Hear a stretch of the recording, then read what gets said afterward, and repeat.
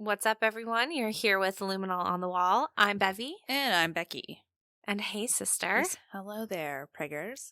God, you and Craig both calling me preggers. I mean, you're just so pregnant. I am so pregnant. Yeah, you're like 3 weeks away from your due date. Yeah. It was my last day of work. Celebrate good times. Come on. Yeah. Yeah. Good times. That's what it is.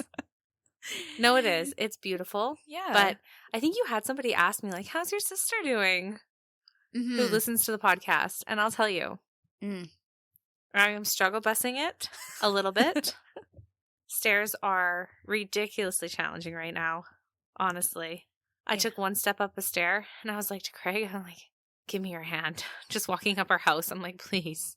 I need help. You know, after a long day, I was like, that's what I need right now. It's like just literal support. Take some weight off of my legs for me. Yeah.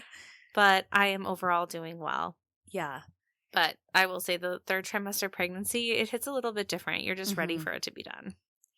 Yeah, a lot of people say that. So, I mean, it's a little hard watching you. I'm not going to lie. Because, like, you don't want to see someone you love kind of just struggle busing, as you said, everywhere. Yes. And just watching you do things, I'm like, it just looks so tough right now. I know. Like, I could help her. Yeah. I did push your couch in for you today, like where you're sitting. Yeah. You're going to have to do that every time, though. That's pretty right. much. Got you a blanket. You got me a blanket. Coffee. Yeah. Honestly. You know? I'm going to miss this treatment, honestly. Yeah. As soon as that baby's out, it's like, do it yourself, Bev. You have no excuse. But I'll feel better. So, anyways, that's the update. We're excited for the little nugget to come into this world. Yeah, all of us. / scared to death to give birth. Yeah, Bev says she's like, oh, I'm just like so scared because of the pain. Then like an hour later, is it like weird that I just like want to do it like just completely natural? Yeah, like, that's just me. Like, it would be lovely to do that, but you know what? Everything I've heard is like, no, don't do that. Don't do that. Like, if you don't need to, don't put yourself through it. Yeah, it's like, I think everyone wants to be that person that will just be like, I had a natural birth and I enjoyed it and it was so wonderful and it changed me as a woman. But yeah, I asked some lady who had a baby, I was like, what are the labor pains feeling like? Like, is it like a really bad period cramp? She's like, oh, like, no. It's so much worse. And then she was like, it starts off that way. I'll say that, but no. And it just escalates pretty quickly. Yeah. Or not. Or not, depending on. But yeah, she was like, it's way worse. I'm like, okay. Yeah, don't have your hopes up for that. Epidural it is. Anyways, what's new with you, sister? What is new? Oh, I mean, I already told you, but just crushed my spin class.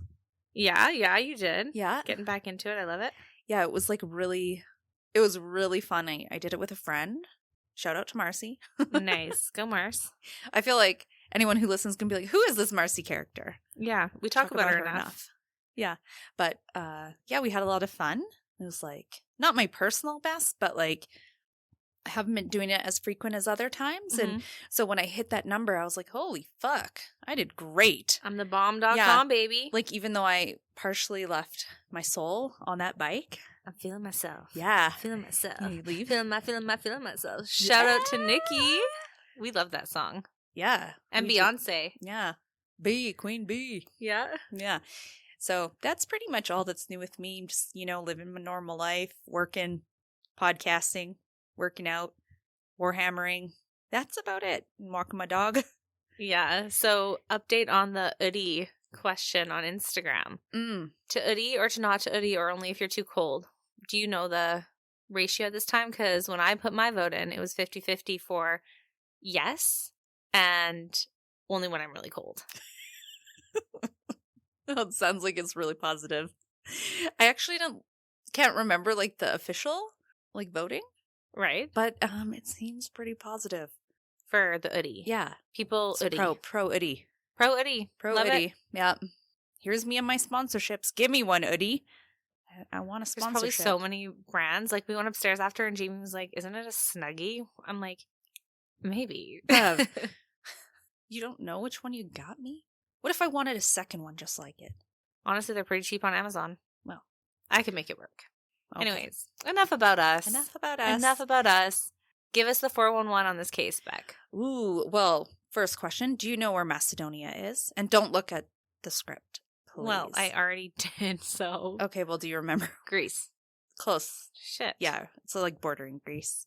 And a couple other places. So for anyone who doesn't know, Macedonia, it borders Bulgaria, Serbia, Greece, and Albania. Oh, interesting. Yes. So it's nice. Now, our case today is going to take us to a cute, quaint little town called Kicevo. Now, I'm going to apologize because I'm pretty sure I have all these names and the enunciations correct. I've done a good amount of research, but just to forewarn anyone, if I get it a little wrong, I'm just so sorry. And if you're local to Kicevo, please, correct us. Yeah. Right? Tell us. Just don't be angry with me. Yeah. That's all. Feel free to correct us, Becky but don't can't be take angry. it. I tried so hard, you know? So. Just a little bit of a positive criticism. Yeah, oh my God, you guys, I loved your podcast. You were so close to saying it right, but you fucked it up. Oh. Yeah. Next time I talk about Macedonia and all those people, I will definitely say everything correctly. Yeah. So, anyways, I was looking at little pictures of Kicevo and Bev. It reminds me of Banff in the 80s and 90s, which I know you were very little. And so was I, actually, for that matter. But you're I also looked at pictures. Older than me. But I also Bev, I know you were little. It's Becky, we couldn't even fucking talk. Speak for yourself. Okay, well, I could say polka dots. You could say polka dots. Anyway, so it was Banff in the 80s and the 90s, sure. Yes. Quaint. Small. Yeah, very cute. Not super traveling and lots of tourists and stuff like that. So it's old school Banff when the locals really, really loved it. It was quiet. Anyways, enough about Banff in olden 80s. She digresses. Yes, I did. Well, Kicevo is surrounded by the slopes of Mount Bistra, and it is located 112 kilometers away from the capital of Macedonia, called Skopje, in case you wanted to know some geographical information, Bev. It's always good. I really don't know my geography very well, so, Not helpful. Well, Really? This is helpful. Oh. You know what I mean? Okay, good. I like good. it. Yeah. It's about a bunch of women in their 60s and 70s who go missing in Kicevo. Okay. And some of their disappearances aren't taken very seriously.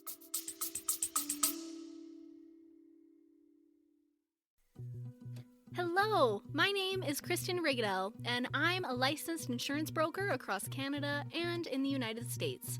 But I want to ask you a question. Is life super predictable? No, there's always going to be curveballs in life, but there's two things that I can guarantee you. One, we're all going to have to pay taxes, and two, we're all going to die. I know, it's morbid, right? But it's true. And that's where life insurance comes in. Life insurance is a selfless act. At the end of the day, it's meant for your loved ones in the event you were to pass away unexpectedly. And not that money can ever replace us, but I always liked the idea of leaving some money behind for my brothers, whether that be for their college education, or a down payment on a house, or even just time off of work to grieve. Because the last thing I would want for my family is to have to go to work and pay the bills while they're grieving. And so life insurance gives you the peace of mind that no matter when you pass away, your loved ones are taken care of.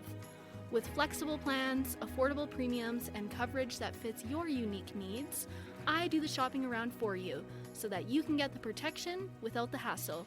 Because taking care of your future doesn't have to be complicated. If you'd like to discuss options, you can send me an email at krigadel15lrxc@wfgmail.ca or give me a phone call at 403-785-7670 to learn more and get a free quote today so you can live tomorrow with peace of mind.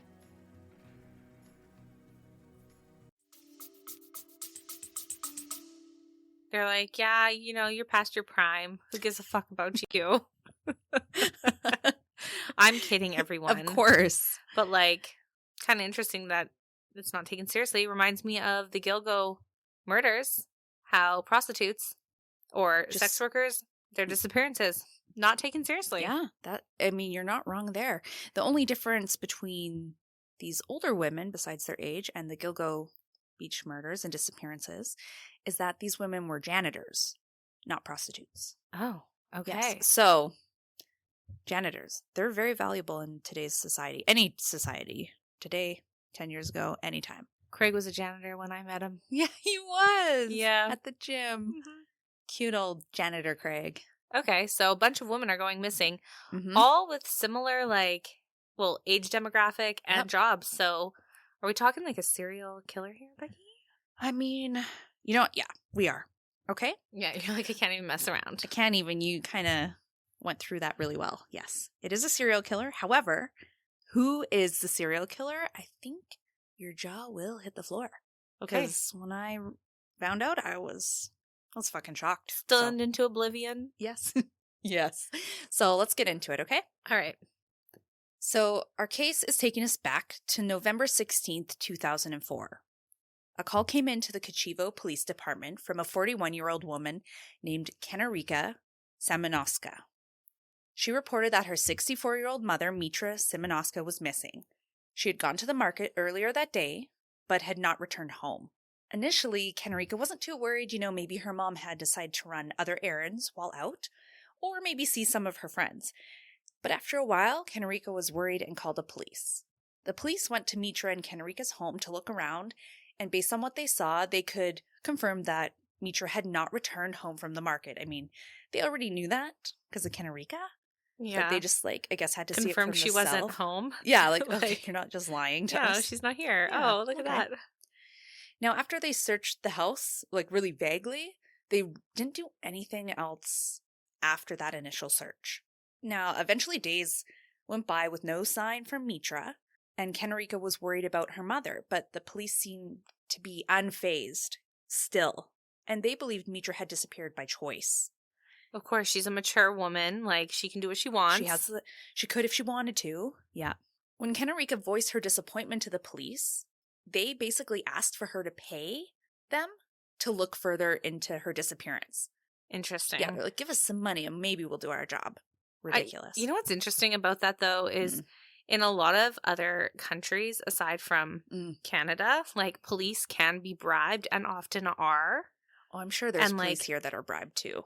Oh, I'm sure. But, what I mean is, sometimes in other countries, there's not as many resources that go into, the civil servant of, a police officer, right? Mm-hmm. And so sometimes police officers can be very corrupt and make their own money in that way. When I was in school, we learned a lot about it. And it's actually pretty, fucked up.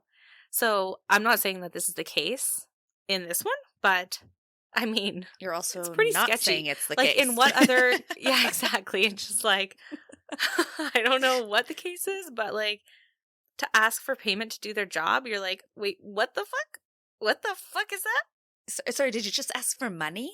Could you imagine our mom goes missing, we call up the police, and they're like, yeah, you give us 10 grand, and we might look into that for you. I'd be like, sorry, Mom. No, I'm kidding. I'm just kidding. I love our mom very much. No, but if you actually didn't have that money, right? You're literally, Mom, sorry. Yeah, I love you, but what am I to can't do? afford the police to look into you missing. Exactly. My poor mama. You shall be missing until I get 10 grand. Yeah. Not even a ransom, just the police. I can't right? pay them. It's a weird scenario here. Yeah. Okay, so in this scenario, Bev, Kenarika and Mitra Our poor mother. Yeah. Our poor mother, Becky. If you're listening, Mom, we love you a lot. We do. Yeah. We would do anything we could to find you. And raise that money ASAP. Yeah. GoFundMe, what? Yeah. Oh, okay. So Mitra and Kenarika, they didn't have the money to bribe the Classic. police.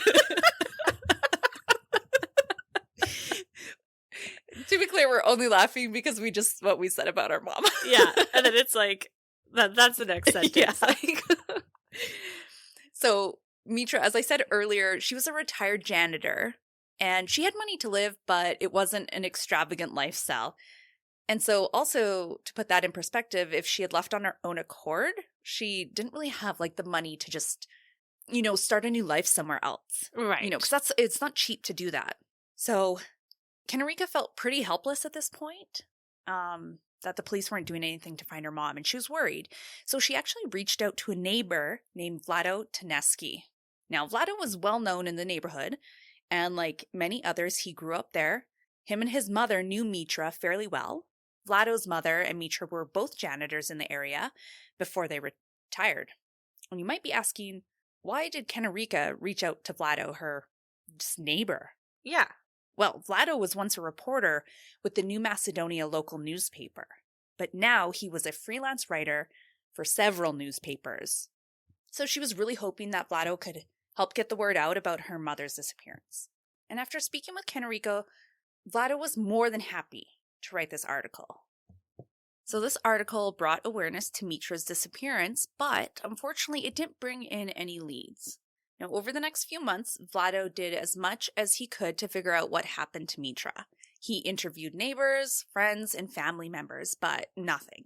However, 2 months after Mitra went missing, on January 12, 2005, a scrap collector was rummaging near an abandoned sports center when he noticed a large bag that was thrown out in a hole at the base of a steel column. So it's kind of like, hidden away. But he was rummaging, so he saw it and found it. There were stones and garbage piled on top of it. He became very curious, and when he cleared the debris off of it and opened it up, he was flabbergasted. He was so shocked, Bev. He found a naked woman. She had been wrapped in a transparent plastic-like material tied with a telephone cord. Awful. He could see that her legs were tied together with another telephone cord. So the man obviously called the police, and the woman was identified as 64-year-old Mitra Simonoska. After her autopsy, it was revealed that she had been severely beaten, repeatedly sexually assaulted, tortured, and strangled. The medical examiner concluded Mitra had only been dead for 10 days, though. Oh my gosh. This is months after. Mm-hmm. She went missing. 2 months.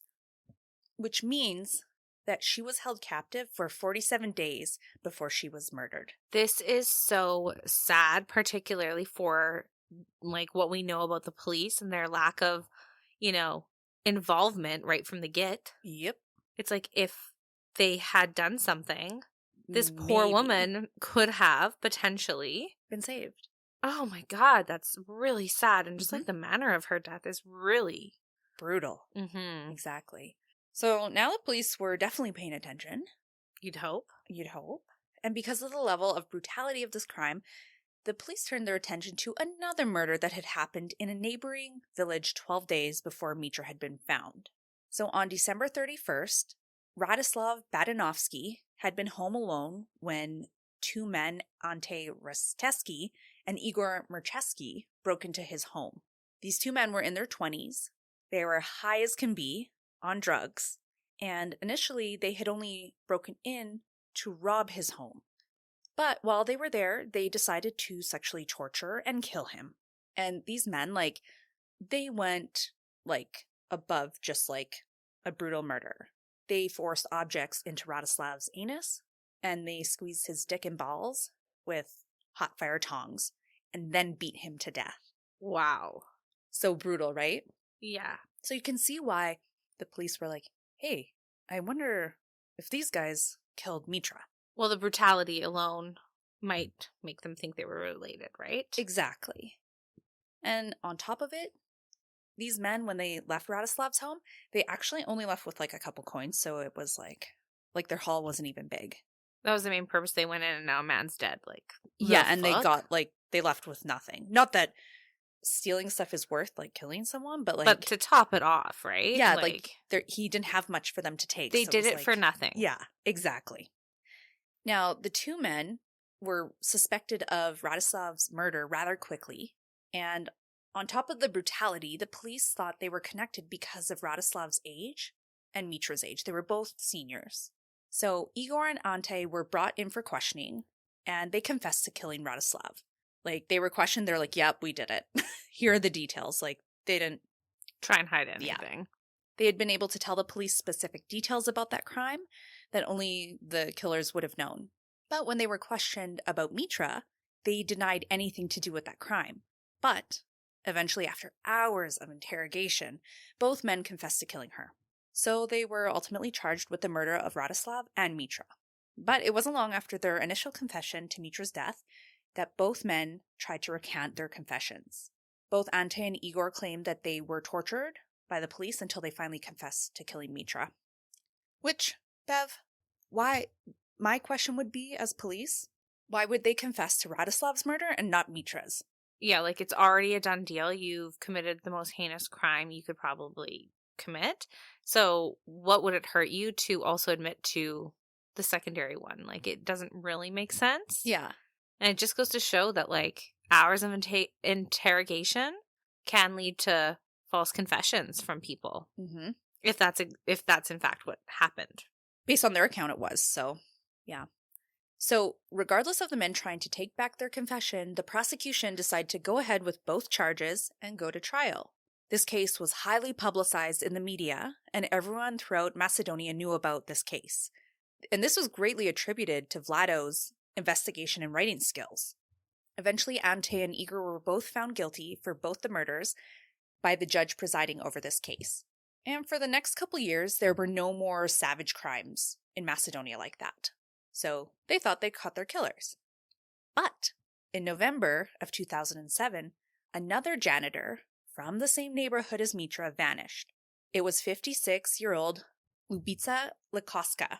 She was a kind and quiet woman, and in early November, she left to go to the market and get food for lunch. Eerie, similar to Mitra. Very. But by that evening, when she hadn't returned home, her son Dugo became very concerned. He called her friends, family, and no one had seen or knew where she was. For the next 2 days, Dugo searched for his mother, and there was no trace of her. He eventually called the police. She was known as a reliable woman. She had been working as a janitor for several apartment complexes, and she didn't even show up for work. So you think that would have really, like, alarm bells going off to the for police. the police. Yeah. But is there a but, Becky? A little bit. And the reason why is so Dugo did go to the police, but he was so worried with how they handled Mitra's murder that he went straight to Vlado as well. Interesting. And the police didn't do like a ton either. So it was good that he did that. Now, Dugo asked he asked Vlado if he gave him an interview, would he write about his mother's case? And again, Vlado agreed. His article was put in the New Macedonian paper, and for the next few months, Dugo worked with Vlado to keep his mother's case in the public eye. 3 months passed, and on February 3rd, 2008, a truck driver stopped on the side of a road to pee. While doing his business, he noticed a hand sticking out of a bunch of garbage in the ditch. And when he went to look, it was a woman. She was naked and wrapped in transparent plastic-like material with phone cords tied around it. Her legs were also bound with the same type of telephone cord. Now, he called the police, and when they did her autopsy, it was noted that she had been severely beaten, tortured, sexually assaulted, and it was 56-year-old Lubica. The medical examiner said that she died by strangulation, and that she too had only been dead for a couple of days before she was found. So that means, Bev, that she was held captive for almost 3 months. Oh, like same old song and dance here. Well, exactly. And now it's really looking like Mitra was not killed by those 2 thieves. Exactly. Yikes. And now we got a serial killer on the loose, everyone. Right? Like same MO. Oh, yeah. Almost like, to the T. Yeah, it's like the only difference is that they're 2 different women. Everything else is pretty much the same. So this murder captivated the whole nation. What really stood out was the raging similarities, like you said, to Mitra's murder. But how could that be after all Ante and Igor were sitting in prison, right? Right. So Vlado followed this case closely and continued to write articles for the public to see. He openly criticized the police for their shoddy work in handling these cases. He wrote an article called A Serial Killer Stalks Kicevo, noting the similarities between Mitra and Lubica's death, as well as a missing woman named Gorica Pavleska. which I haven't said that name yet. And the police had not been investigating her at all. So this was news to everyone. But Vlado knew of her maybe from his his journalism, basically. Exactly. And he said that in May of 2003, Gorica had gone missing. She lived in the same neighborhood as Mitra and Lubica. She was a retired janitor. She was 73 at the time and had lived alone. When she went missing, Gorica didn't have any family in Kicevo. People around her speculated that she could have moved to the capital and just didn't tell anyone. Or maybe she went out towards the woods and just died in the wilderness of something natural, heart attack or stroke or something. But because she didn't have any family in the area, there was no one there to advocate for her and her disappearance. So it just got swept under the rug. But was she found, like her body? Gorica, no. She was never found, Bev. So Vlado is just going out on a limb here, being like, is she, like the similarities of where they lived and their job title made him connect the dots, basically. Exactly. So because of this article, everyone started to believe that Mitra, Lubica, and Gorica's disappearances and murders were all connected. And like, who wouldn't think that? Yeah. Right? In Vlado's article on February 6th, in the Morning Herald, he wrote, "Rumors abound. While the police are working on this case, the majority of people in Kicevo think this murder is related to the double homicide from 2004 of Mitra and Radislav." He speculated in this article about the circumstances of how Lubica could have been abducted, and he wrote, could she have been hit by a car? And instead of taking her to the hospital, the driver decided to take advantage of her in the most hideous manner. So this was like his speculation in the newspaper, Bev. Isn't that weird? It is kind of weird. Yeah. Well, despite these articles, the police still did not believe that these cases were related, and they believed that their perps were sitting in jail. Like, I don't know, like, how obvious you gotta be to, like, not think that. Yeah, I don't know. Unless they think it's like, you know, like a copycat killer, potentially, for the second. Sure. But I agree with you. I mean, I'm reaching. Yeah, you're like, I'm trying to give them some, like, minor validation as to why they were so neglectful. Yeah. Yeah. So a couple months later, on May 7th, 2008, 65-year-old Zavana this one's tough, Temolkoska, another retired janitor from an elementary school, had gone missing. Zavana shared an apartment with her son Zoran in the same neighborhood as Mitra and Lubica. And that evening, Zavana got a phone call from a friend saying that she just heard on the local radio station that Zoran had been hit by a car and was taken to the hospital. Obviously, Zavana was so concerned and distraught that she ran out of her apartment and headed directly towards the hospital. What's weird about this was Zoran was not in the hospital. He had not been hit by a car. In fact, he had arrived home just a little while later in that evening to an empty apartment. His mother was nowhere to be found. This was not like her. So Zoran went to some of his neighbors to see if they knew where his mom was. That's when he was informed that they had heard this radio report of him being hit by a car and going to the hospital. Obviously, the situation was really fishy and caused Zoran a lot of concern. So he called the police, and they actually had no records of any accidents that evening at all. So the question was, who would have called the radio station with that report? Like, isn't that weird, Bev? It is very weird. Yeah. It's also just, like, weird that the exact thing that Vlado wrote in his article about the potential way that, like, these women were getting abducted is eerily similar to this, like, radio report. Mm-hmm. Although it's her son and not her, but it's just, like... It's weird. It is weird. Yeah, I agree. And it was, like, so specific. Like, why would anyone write that? As, like, just a guess, basically. Yeah, and then have this happen? I don't know. Mm-hmm. I don't know. So, these circumstances, Bev, obviously major cause for concern, and this, like, woke the police up.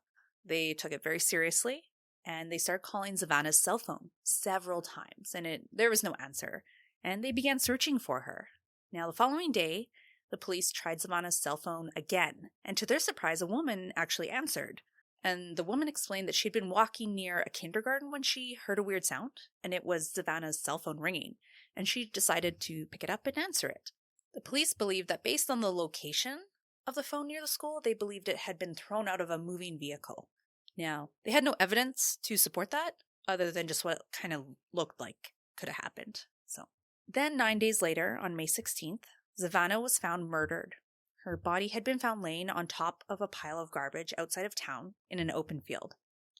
And again, she was wrapped in the same transparent plastic material that Mitra and Lubica had been wrapped in, with cords tied around it. Now, there was a bit of a difference with Savannah.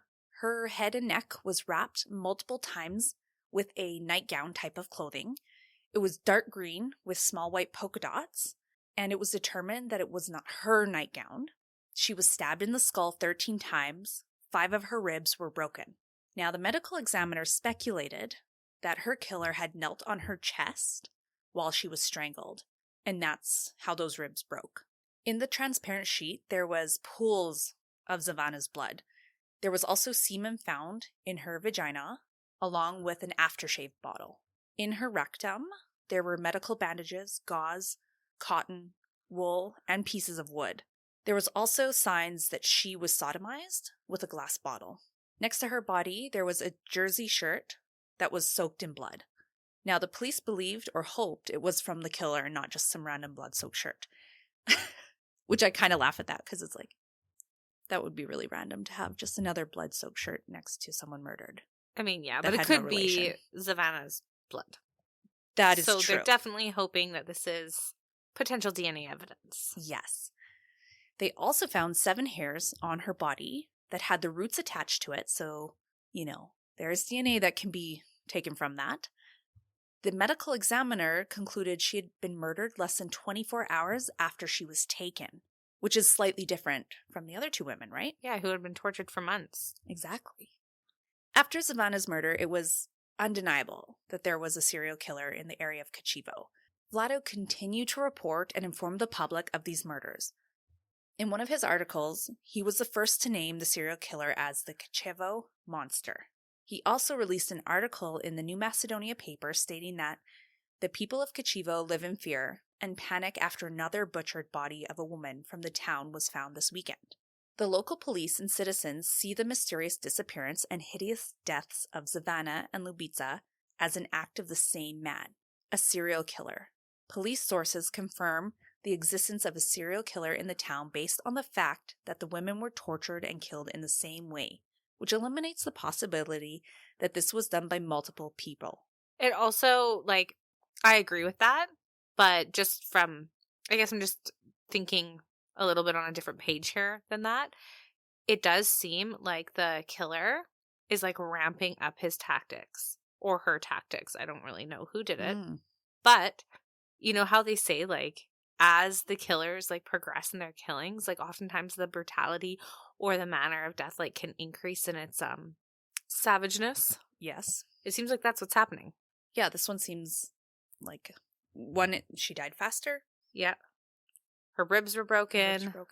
Stabbed multiple times in the head. The nightgown around her head and neck. Yeah. Yeah, there's just a little more to it. Exactly. He also says the massacred body of Savannah Temolkowska was wrapped in a transparent nylon bag tied with a telephone cable, which was previously used to strangle the poor woman. The corpse was given to the medical examiner who determined Savannah was severely beaten, mutilated, and strangled. According to the autopsy, she was murdered the same day she disappeared. So that's everything that Vlado wrote. Pretty detailed, I would say, for a newspaper article. Seems like, maybe I'm wrong, intense for the public to read. But maybe not. So believing that Lubica and Savannah were killed by the same person, it would only make sense that Mitra was as well. All 3 murders were almost identical, therefore Igor and Ante's charges were re-examined. There was only evidence that could prove they killed Radislav, but it was revealed that the prosecution in that case had actual seminal DNA evidence that was found inside Mitra's body, and it did not match either Igor or Ante, and this evidence had not been disclosed to their defense lawyer or the courts. Yikes. Can you believe that? That's I can't. DNA is some of the strongest evidence. I know, but if you really think of how they went about getting those confessions, it makes sense that they would want to sweep that under the rug. Yeah, Like, no, we didn't torture them into confessing. No, we do not have DNA proving their innocence. but no, I on the flip side, I really, just as a listener, cannot believe that. Yeah. Like, that is crucial Bull crap. evidence. Bull crap. It is bull crap. At least they're re-examining it Mm-hmm. as in relation to those other murders. Exactly. Now, unfortunately, nothing was done about this for a while, but eventually Igor and Ante were acquitted of murder charges for Mitra's death. So they still killed Radoslav. That was Clear as day. Yeah, they're like, we take responsibility. So they're still in jail for a long time because they were also horrible, regardless of not killing Mitra.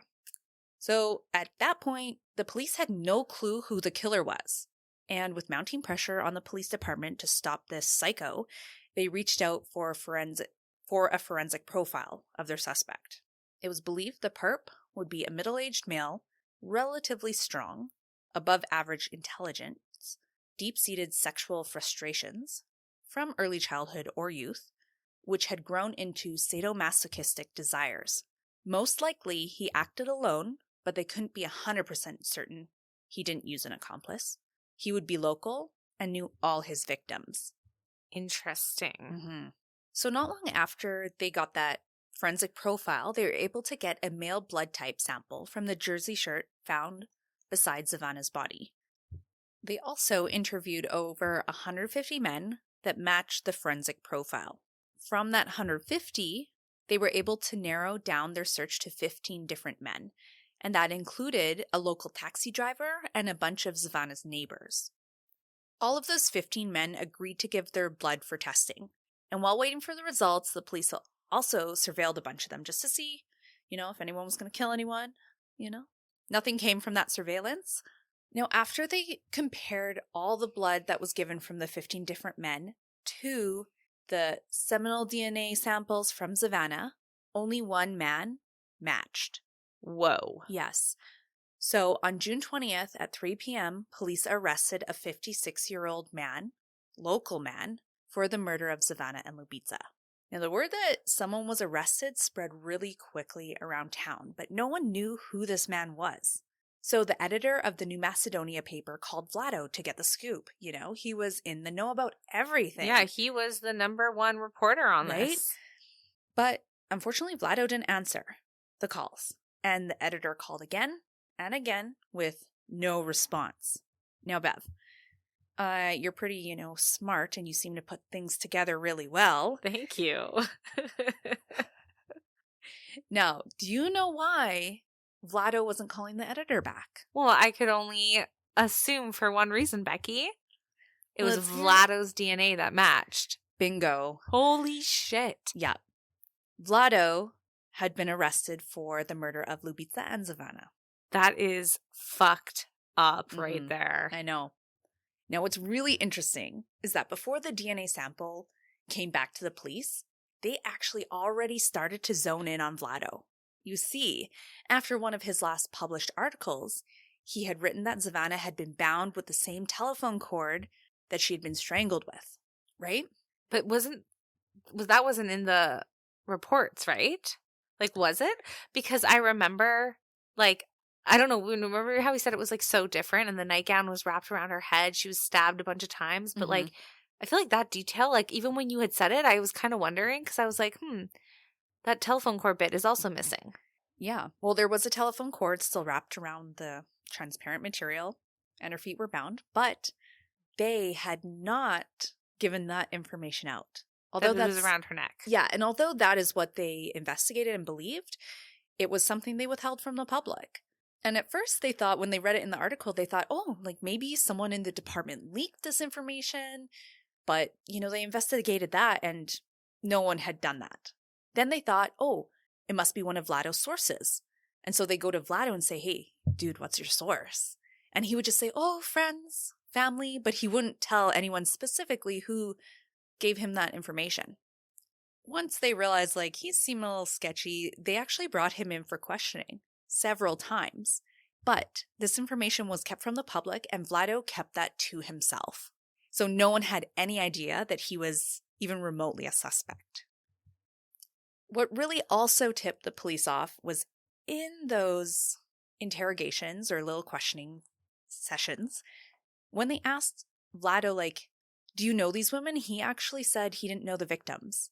But the police knew that that wasn't true. They already knew that he and all the women had been neighbors for a really long time and that they were friends of his mother's. They were all in that janitorial community. Right. So it's like, why are you lying about that? Why would they go to Vlado if they didn't know him? Exactly. That was the whole reason why the, like, children of these missing women went to him for help. Yeah. Right? And so when he lied about not knowing the victims, like I said, that's when they were like, he's hiding something. And then when the DNA profile came back, he was at the top of the list right there. So, boo Vlado. Dang. Like, when you really think of his involvement in these cases, like, I don't know, it's pretty sick. You know how a lot of serial killers, like, they taunt the police or they want notoriety for their killings, I guess. They might, like, send letters to the police or what have you. Like, this guy was full on reporting his crimes. Yeah, he, like, re-involved himself. But, like, he must have got some gratification from, like, literally rewriting what he had done to these women. Surely he must have. And then he also gave his own serial killer, like, name. I know. Like, that's sick and twisted, bro. Isn't it? And then when you really think of, I don't know how he speculated how they were abducted. Like, oh my God. Like, is he actually just telling what he did? I would honestly think so. I surely wouldn't. I don't think he's necessarily speculating anything now. No, surely he was the one who called the radio station. Surely he was. Like, holy crap. I know. It's insane, isn't it? He wanted to lure his victim out of her home. Yeah. Ew. He's the worst, isn't he? Yeah, so who is Vlado, Becky? Well, who is this sicko? Yeah, let me tell you a little bit about him, okay? Okay. Vlado Tedeschi, he was born in 1952 in Kicevo. He was the second of 3 children. Oh, God. The middle child. You see how quickly I put that I did, together? Yeah. You know, like... I wasn't going to say anything, or it wasn't even at, like, the forefront of my brain. Yeah, right. But you said it. If you guys don't know, I am the middle child, and I have gotten, I don't know, I'm like the classic middle child syndrome. I was like the problem child growing up. She was. So, I mean. Yeah. There's something to be said about the second born. Yeah, like Bev, of three. It has to be of 3. Of course. Like, Bev could have literally made that stereotype on her own for sure, right? I was one decision away from being a serial killer. Oh my God. Just kidding. Am I? She's like maybe 5. No. But like, whoa. I know. Anyways, I digress. So yes, he was second of 3 children. Both of his parents were disciplinarians. His father had fought in World War II, and Vlado had a really tense relationship with his mother. Although I don't actually know the details of what that relationship truly looked like. He just had a really tense relationship, so I can't imagine it was great. So after studying journalism in Croatia, he became really interested in poetry and writing. And at a pretty young age, 21, he met a law student named Vesna, who he fell in love with and married. After they wed, Vesna moved into Vlado's parents' house. Vlado lived there his whole life. Vlado and Vesna raised 2 kids there. Their eldest son had similar interests to Vlado. He was a poet, an academic linguistic who lived in Slovakia. Their youngest boy was a doctor in the Macedonian army. So they raised some good kids, you know? Seems like it. So throughout Vlado's life, his family also owned a very secluded cottage 5 kilometers outside of Kičevo. In his later years, Vlado's father spent most of his time in this cottage alone, raising goats and doing some gardening. That is until he died. It's believed that Vlado's father committed suicide by hanging in that cottage in 2002. And in December of 2002, 4 months later, Vlado's mother died by an accidental overdose with sleeping pills. So he lost both parents within 4 months. That must have been so sad and really hard on him. Then, in early 2003, Vlado got laid off from the Macedonian newspaper. This was devastating to him because he really loved his job. We know he was very passionate about writing, right? And this was a huge hit to the family's finances. And in order to make ends meet, Vesna took a promotion from the Ministry of Interior, which I don't actually know what that is, but she was a lawyer, so I assume something to do with that. Financially, this was a good move for Vlado and Vesna, but it forced her to move to Skopje, the capital, which was 2 hours away from Kicevo. Now, being married for almost 30 years at that point, it was a pretty hard transition. They ended up buying a little apartment for Vesna to live in, and Vlado and Vesna would take turns traveling to see one another. But for the most part, Vlado was all alone by then because his sons were out of the picture, different cities, and he spent a ton of time in the family's cottage. So why didn't he move with her, I wonder? That's a really good question. I have no idea. I would have probably just moved. Maybe he wanted to keep the family home. Maybe. Who knows, but... you can still keep a home and not live there. True that. But I don't really know. By then, the family's cottage was pretty run down. It was small, and it had a cellar-like basement. Creepy! Yeah. Just knowing that he becomes a serial killer. Super creepy. Yeah, exactly. Was that where those women were tortured? It makes you wonder. It does, doesn't it? Yes. So eventually, when Vesna got the news about her husband, Bev, she was so confused. She had only known him as a loving, caring husband.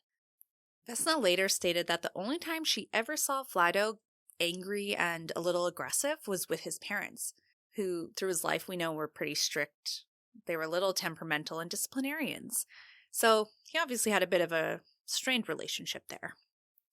Okay, so now after Vlado was arrested, he was questioned about the murders. He gave very vague answers, like he didn't remember things, which they found pretty odd because of his detailed articles in the newspaper. No doubt. Right? He gave more information in the newspaper articles than he did while being questioned. So they're like, okay, guy, this is stupid. Anyways, he was given a public defender for his case. He was taken to Kicevo jail and booked. He was deemed to be in good physical and mental health. I don't know about that, but they deemed him to be well. Now, typically inmates who commit such brutal crimes would have their own cell there. But the jail was overcrowded, and Vlado was booked into a cell with 3 other inmates. 2 of the prisoners were men in their 20s and charged with voter fraud from a recent election. The third male was a 39-year-old who was facing a murder trial for poisoning and murdering a 14-year-old girl. Now, let's set the scene. In their cell, there were 2 bunk beds, a bathroom that was blocked off with an accordion door type, and in the bathroom was a toilet, sink, and a bucket of water. You see, at the time, there was a water shortage, and the water was to be rationed. So the prisoners had been given bottles of water to drink throughout the day, and then in their cells, they had this bucket of water to share for all their other water needs, like brushing their teeth, I guess a little bird bath, stuff like that. Now, the first 3 days that Vlado was in jail, they seemed pretty routine, but at 1:50 a.m. Monday morning, one of Vlado's cellmates woke up to running water in the bathroom. He got up to shut it off, but when he went into the makeshift bathroom, he started screaming for the guards. When the guards came in, they saw Vlado on his knees with his head in the bucket, and he was dead. He had killed himself. His autopsy showed that he had died of drowning. There was a single bruise found on his forehead, and when people heard about this, there were theories that Vlado had been murdered. After all, how does someone intentionally drown themselves? It definitely doesn't seem like the most common way to go about that. That's fair, because drowning is so brutal. You have this urge to remove yourself from, gasping in water and drowning. Yeah. It's just like a autonomic almost. Response is to take yourself out of the water, right? Right. So to just complete it is that's a hard one for people to kind of believe, I think. But the medical examiner concluded the bruise was consistent with hitting his head on the bottom of the bucket while he convulsed involuntarily throughout his drowning. He had no defensive wounds or any other injuries, so his death was deemed a suicide. So he was trying desperately to keep his head underwater as this autonomic response was trying to get him out. Exactly. Wow. So when they checked Vlado's pockets, they found a handwritten note in his pocket. The note led them to a second note under his pillow. And in Vlado's handwriting, it said, "I'm proud of my family, and I love them very much. I have not done any of the things I am accused of. I did not commit these murders." Now, because Vlado was dead, he could not be found guilty for any of these crimes. But 3 separate labs individually matched the DNA in Mitra Zavana to Vlado. The hairs on Ljubica matched Vlado's DNA. At Vlado's family cottage, they found more evidence. They found, I don't know if this is evidence or just to show like where his mind was at, but they found a bunch of hardcore porn, ropes and cords similar to what the women were bound with. They found shoes and clothes that belonged to the victims. The green nightgown with polka dots that was wrapped around Ljubica's head and neck belonged to Vlado's mother. My God. So there was a ton of evidence tying Vlado to all 3 murders. Yeah, he honestly took the cowardly way out and almost wanted to like save face for his family. Exactly. Which I don't doubt that he did love his family. 100%. Don't doubt that. He's also a sick and twisted motherfucker. Exactly. Literally. Sorry. So the one thing that was still up in the air was, how did he take all these women? So again, they looked to Vlado's articles where he wrote, Ljubica could have been abducted. Could she have been hit by a car, and instead of taking her to the hospital, the driver decided to take advantage of her in the most hideous manner? So looking back on this quote, they believe that Vlado lured the women into his car or maybe hit them and, made them incapacitated. Yeah. In some way. In some way. Offering a helping hand. Of course, they would have known him too. Yeah. So it's like really innocent or an accident, right? So after he hit or lured them into his car, he took them to his family's cottage where he held these women captive and raped and tortured them over and over and over again. The police believe that there was a high chance that he actually dressed these women in his mother's clothes, believing that maybe he had some deep-rooted issues with his mother after all. These women had the same occupation, were around the same age and economic status as his mother when she died, so it's not a far reach to think that. Also, to look back, it was only months after Vlado's mother's death that Gorica, the 73-year-old woman Vlado wrote about, went missing.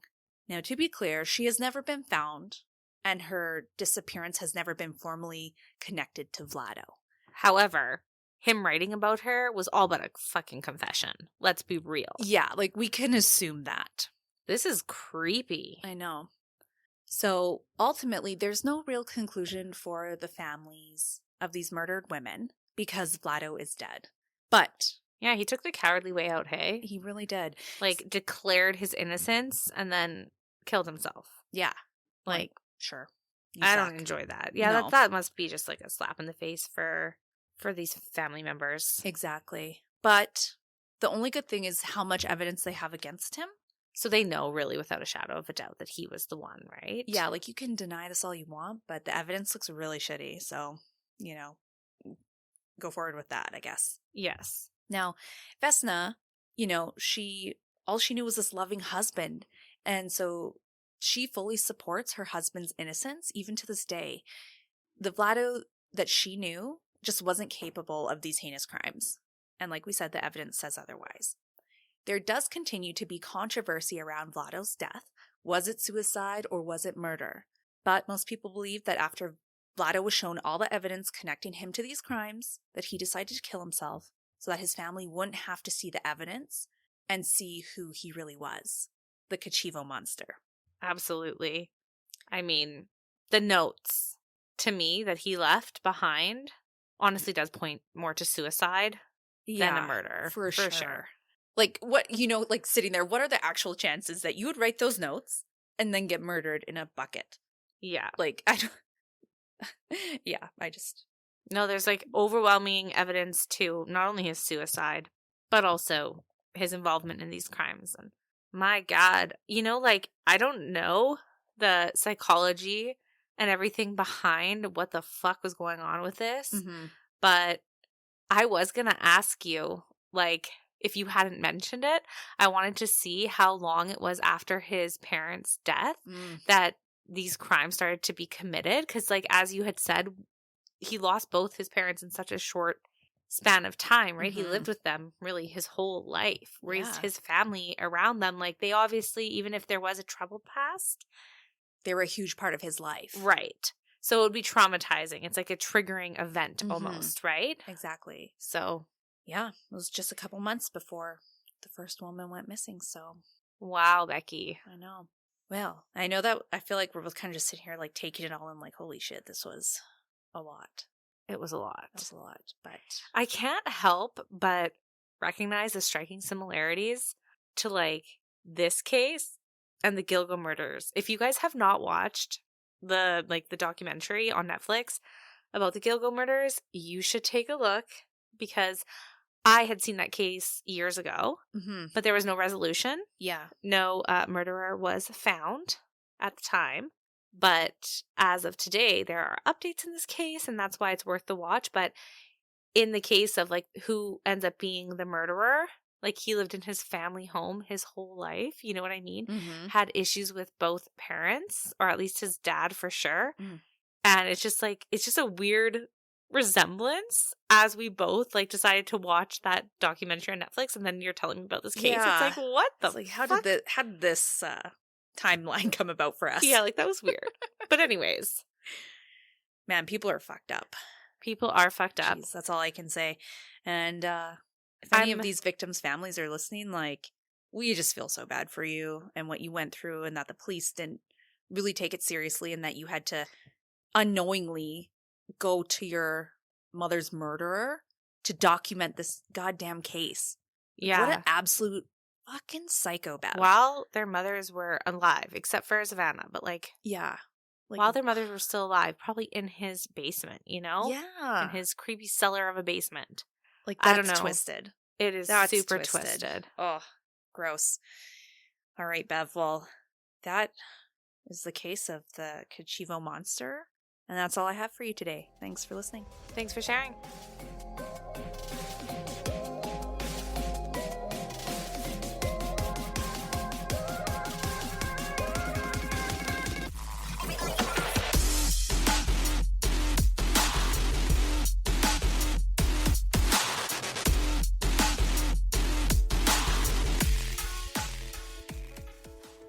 And just your weekly reminder to download our weekly episodes, follow us on Spotify or Apple Music or whatever streaming platform you listen to us on, and give us a follow on our social medias. You can find us at Luminol on the Wall. Can't wait till next week.